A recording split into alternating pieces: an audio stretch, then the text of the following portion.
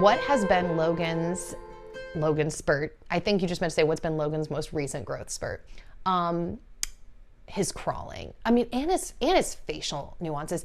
Dude, it is insane. Babies change sometimes after one nap. Like, he is getting new tones to his voice. He is becoming more and more aware. And then probably the biggest thing is he is moving more and more towards crawling. Yeah, I mean, he's finally starting to get the transition from sitting to get onto his belly, and it's just crazy to watch. And even the way he engages with his toys is changing every day. So that's not a very specific answer, but probably his crawling has been the biggest change that he has gone through recently. How did you settle on Nashville and find a place to live when you could live anywhere in the world?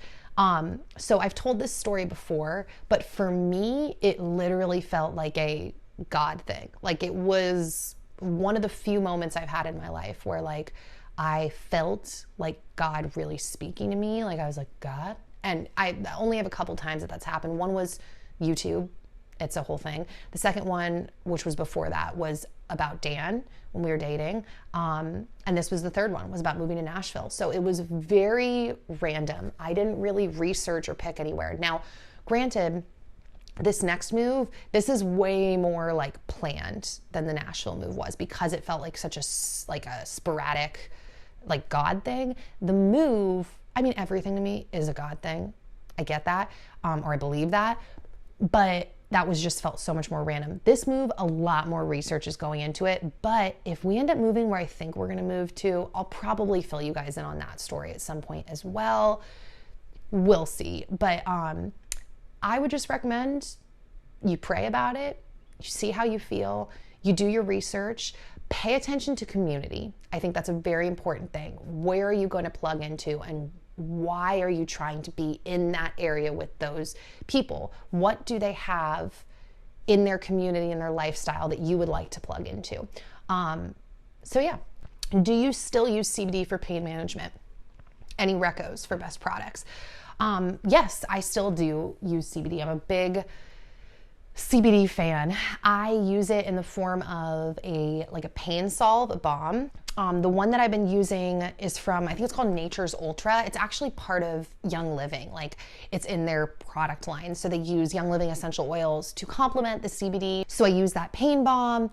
I also they have a roller. I've also mentioned this before, but you can, CBD is actually a flower that you can buy. So I will actually buy the flower and use the actual plant as well. So those are kind of the three main ways that I use CBD. I don't talk a ton about CBD because I still feel like it's something that a lot of people really don't understand, in my opinion. I feel like a lot of people really don't understand it, and like, it's very what is the word, like, stigmatized.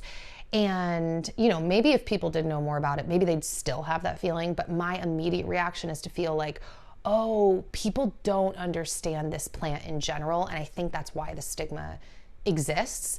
But yeah, I'm way more into that and the science of that than I really talk about on my channel. Maybe I'll talk about it more one day, but we'll just see. As the world evolves, as laws, change, we'll see what I feel comfortable talking about. I'm very open with you guys about a lot of things, but obviously I don't talk about every thought that crosses my brain or like everything that's going on in my life. So, okay, speaking of personal things, this next question says, do you quarrel with Dan? In front of Logan, how do you handle these situations? Yes, Dan and I get in disagreements regularly. We go through different phases. I think most people do, because sometimes you're in a season that's maybe more anxiety filled, and other times maybe you're in a season that's more peaceful and you're really just like enamored with each other. I think that those seasons are very natural. I think actually the comparison of seasons is very relatable to the rest of life, because I think relationships and our body and everything goes through seasons. And just because something is one way for a period of time doesn't mean it's going to be that way forever.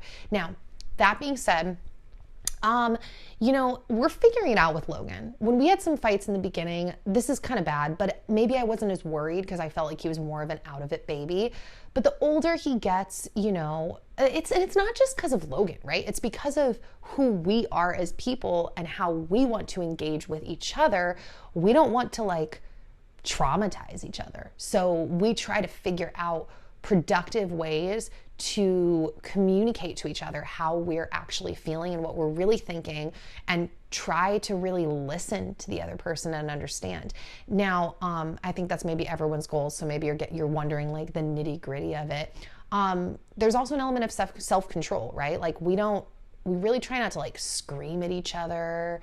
We just try not to let our fights become that insane anyway. So it's because there's kind of this part of it, it's our kid can totally see us disagreeing, because that's life, right? You disagree with people. We don't want to give him, he's a baby, so this is a little bit deep, but still, we don't want to give him an unrealistic expectation of what interacting with people and relationships is going to be like. But we don't want to be, this is two, we don't want to be mean to each other in front of him, but we don't want to be mean to each other, period. So really, Logan's not fully part of that equation right now, but he is, just because we want to have a good relationship, and he's there, obviously. So we would to have a good relationship for each other, as well as for him to see, to be a part of, all of that. I'm a big believer in therapy, the correct therapist. So just speaking, if there are other Christians watching, I do think it's really important for you to have a Christian therapist, because I think that psychology can go down a path that maybe I don't fully agree with if the person isn't interpreting it through the lens of faith. So as a Christian, I just want to throw that out there as well.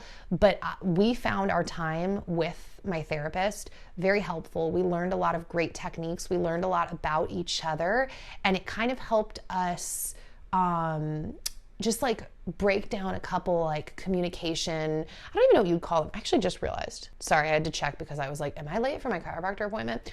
It helped us kind of break through a couple communication barriers. And yeah, I don't know, that's going to be a lifelong thing, right? Because sometimes Dan and I are so in sync. I'm do we share the same mind? What the heck?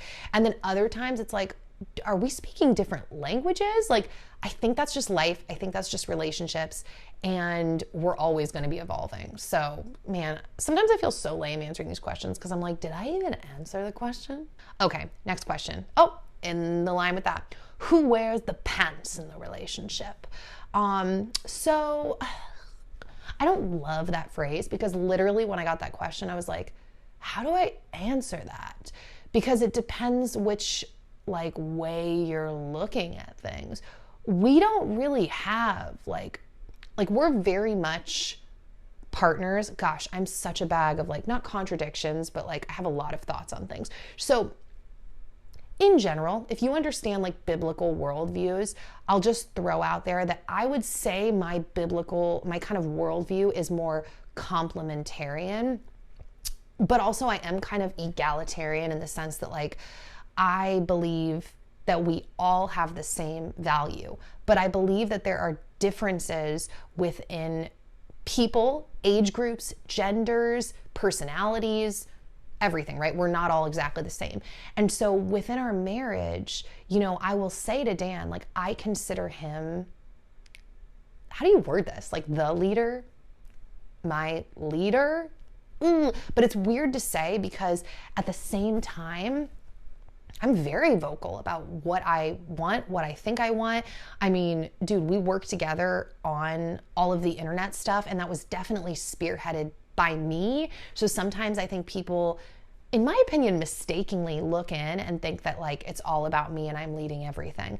And I just look and I'm wow, you are so not understanding the kind of man Dan is, if that's what you think about this, because I could have never continued to build this business for us, even using the word I is incorrect, if it wasn't for him. It's a whole long story. I actually think Dan and I need to film this story one day of just the journey of our marriage, because we've been married almost 13 years now, and our whole story has just been us supporting each other when we need support. And So it's hard to say because like I said, there is part of me that's like, well, Dan's the leader. But then it's like, sometimes I look and I'm like literally we had this conversation a couple months ago, actually.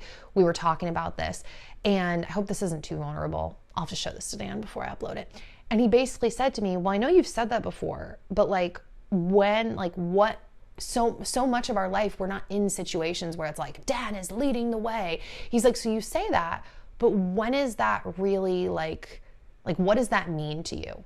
And I said, because he's right. We tend to agree on a lot of things, or I push back. Like he doesn't just say something and I'm like, that's Dan's opinion. It's like, if I don't agree with him, I always tell him. And I said to him, I was like, you know what I think it is for me, and this opinion could totally change as time goes on, is it's that I want to be heard, right? We all want to be heard. If I have a different opinion and perspective, I want you to hear it. I want you to process it. I want to see that you've heard it and processed it. And then if you don't agree with me, I will, like, what's the word? What's the word? Like, let it go. I will be like, okay, my partner who I picked for a list of reasons to go through life with me does not feel good about this. He does not agree. So there's kind of this element of, yes, okay, he's the leader, but it's also like, why would you want to do anything that your partner isn't in agreement with? Like, we need to be on the same page for a long list of reasons. So if he's not, and I'm like, he's heard me, he understands what I'm saying, and he does not agree, I take that as like, well, thank God for a partner in my life who will do life with me, love me no matter what, and tries to be wise. And I believe that, like, okay, you know, God's given us different, what's the word? Like, feelings about things, gifts, ideas. And if he's not vibing, I kind of just assume, like, I mean, I'm not gonna say, I get so nervous saying these as blanket statements because life really is nuanced. But as a general blanket statement, then I assume that, nope, that's not what God has for us. Like, otherwise he would be in alignment, but he's not. I respect and admire Dan so much, who he is, not only in his heart and his integrity, but also his intelligence. So yeah, that's just kind of the way I take it, is if he's not on the same page and you want to say that that means he's like wearing the pants, then yeah, I guess that's Dan. That at the end of it, if he's not there, nope, no go. God gave me a partner for a reason. That's kind of how I see it. All right, next question. What did you do before YouTube? So guys, sorry, by the way, there's a lot of clouds. The light's going to be like changing a lot. I keep trying to adjust it and I'm like over that. So before YouTube, I did a lot of things. I have been working since I was 14. Weird. It's a whole long story, but I taught dance. I ran my own dance business for 5 years, from 14 to 19. I also worked with different like city programs through the parks and, you know, rec programs to teach dance. I taught at different dance studios. I ran theater summer camps. I worked for a few different local theme parks, Six Flags Magic Mountain, Universal Studios Hollywood. We ended up moving to Singapore for a season of life right before YouTube. This is actually the last thing I did before YouTube, where I was doing performance stuff in Singapore and, you know, recording things. And we were the first cast over there. So we were like, you know, recording soundtracks for upcoming casts so they could learn their parts and blah, blah, blah. So I've been in some type of like artistic endeavor basically my whole life. So yeah, that's what I did pre-YouTube. Well, the next question was, how far apart in age do you want your babies to be? I don't have that perfectly planned out, but like I said, we're just going to try to keep, I think, popping them out till we feel like this is the number of kids that we feel like God has for us. So we'll see.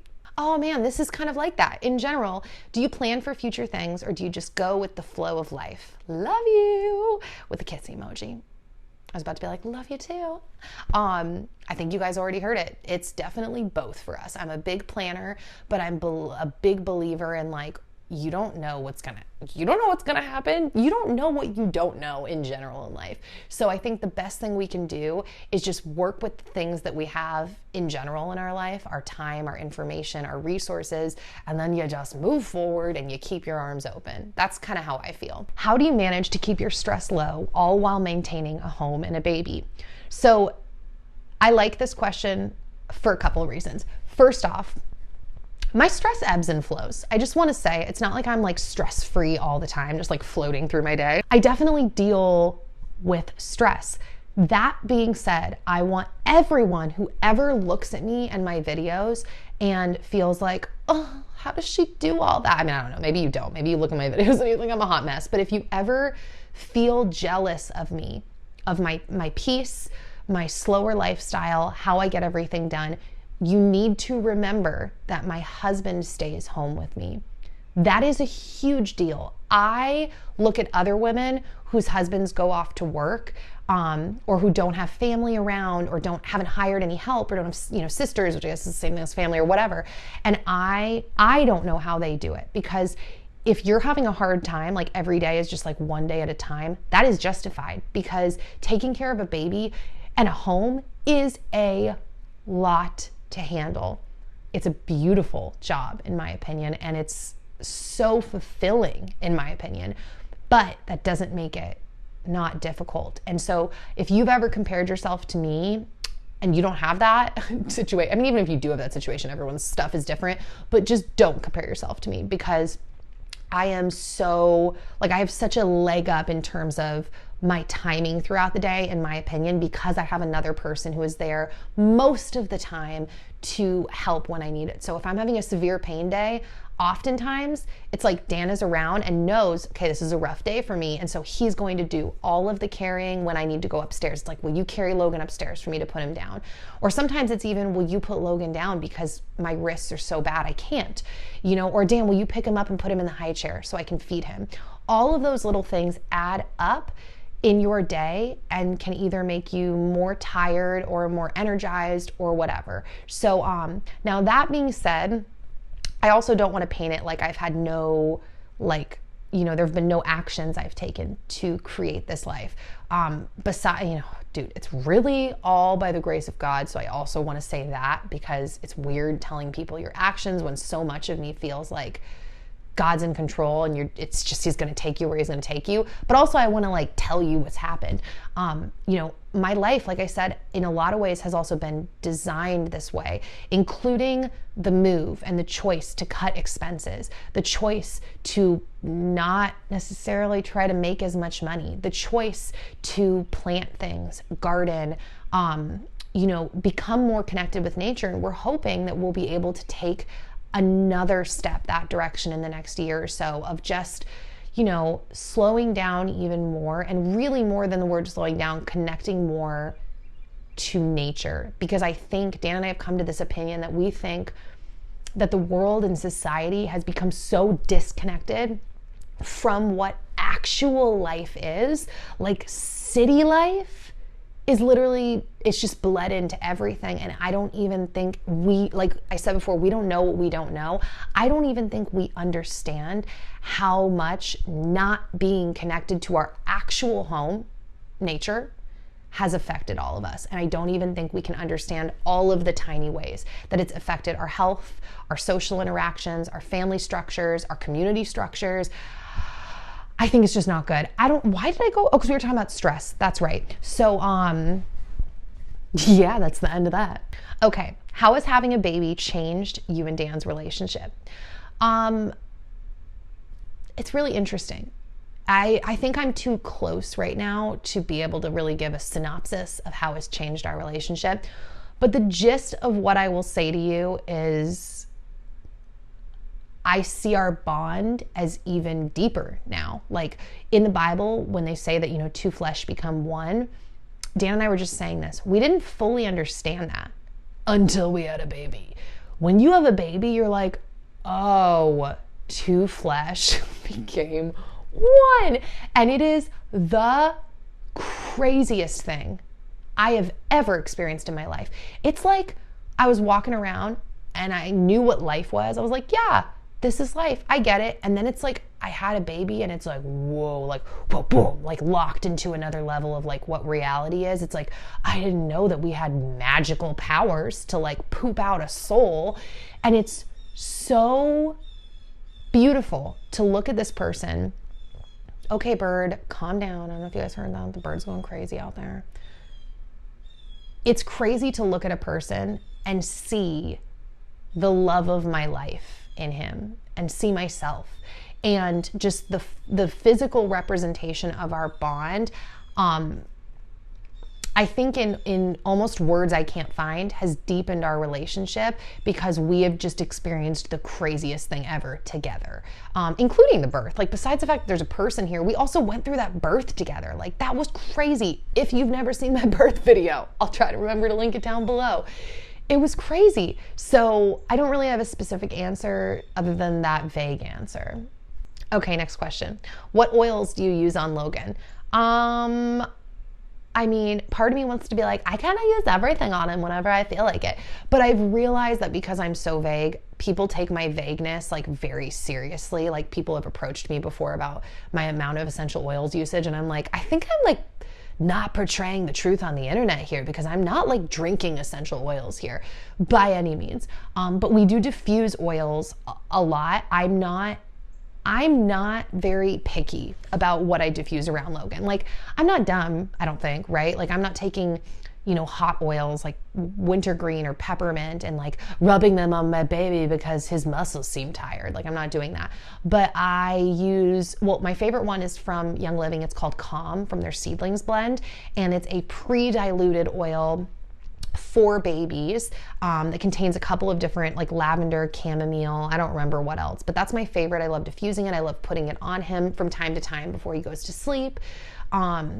But yeah, actually, as I'm saying that, I'm realizing that's it. So my initial answer would have been like, I use all the oils whenever I feel like it. But I like realized as I was talking, like, don't say that, because that's not true. You're just so, it's kind of like when people ask me to give them a recipe and I'm just like, I just like throw all the food together. It's like, whatever. It's like, that's not really what's happening. Slow down.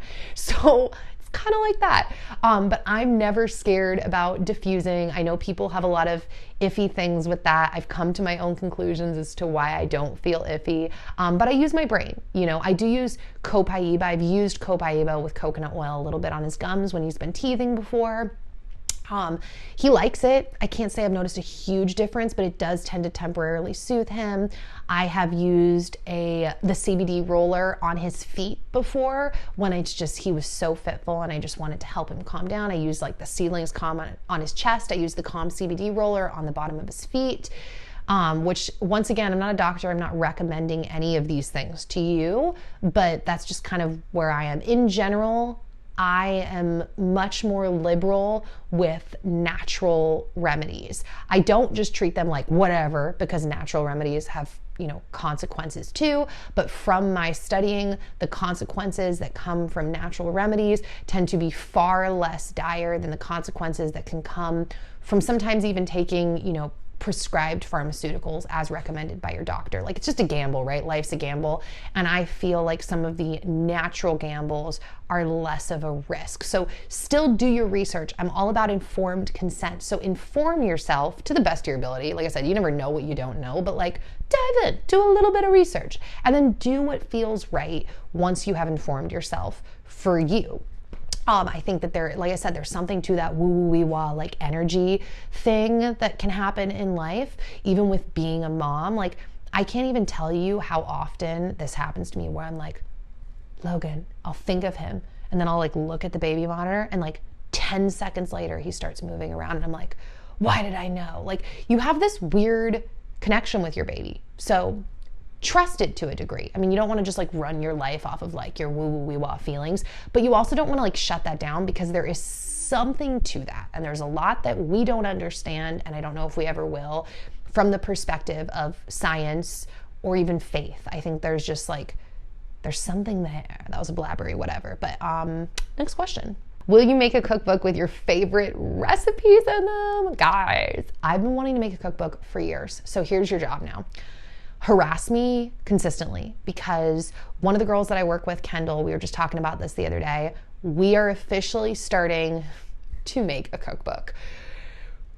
Can't believe I'm saying that, but we talked on the phone for a while, and she was like, Nikki, we can make this happen. Like, I've wanted to make it happen for years, and it's felt like way too large of a project, but she has got me thinking like, no, we can do this. So keep your eyes peeled and keep harassing me seriously over the next year to make this happen, because we are going to hopefully slight edge our way there and just go one step at a time and hopefully make this happen. So, surprise. Okay, this is good. Are you done with your Patreon? I'm so sorry, guys. I wish I wasn't done with my Patreon. Like in theory, I might be back at some point. But I've just been like, literally, my life is so weird because in some ways I live this slow living life from the perspective that I'm home. I don't sit in traffic. I garden, I cook, but I'm also like so busy in the sense that like all of these things that are priorities to me, taking care of my baby, putting him to sleep, taking baths with him every night, you know, grounding him, reading to him, cooking, being with my husband, let's not forget that. It all takes time. So I'm also very busy and I'm consistently trying to think like, how can I utilize my time best to like be responsible and productive with the time that I want to be, and set up systems that can serve me without being like, just like hustling all the time. Wait, what was the question? I literally just forgot what the question was and where I'm going with that. Oh, that's right. So Patreon. So if you are a Patreon person and you want to unsubscribe, I don't blame you because I don't know when I'll be back. But if you're like, I don't know, like I have a person that I give to on Patreon that I have never canceled because I'm just like, I really like you and your content. So I'll keep giving you money, you know? So that's so weird. I'm not like asking you to keep giving me money, but you can if you want. But I just wanted to tell you, if you want to unsubscribe, like seriously, I get it. Because I don't know when I'll be back. Or if I may end up transitioning to some kind of, if it makes sense for me at any point, more of like a subscription thing on YouTube, since YouTube's offering that as well now. But we'll see. I'll keep you guys posted, but I did want to answer that question. Oh, weird. That was the last question. So on that note, I hope that you guys enjoyed this video. I'm gonna go now. Logan has actually been asleep this whole time. My sister's in town and she put him to bed. It's time for me to hook up to my pumps. Guys, wait, how late am I? I just realized that. Oh good, I'm only a half hour late, so I gotta go hook up onto my pumps.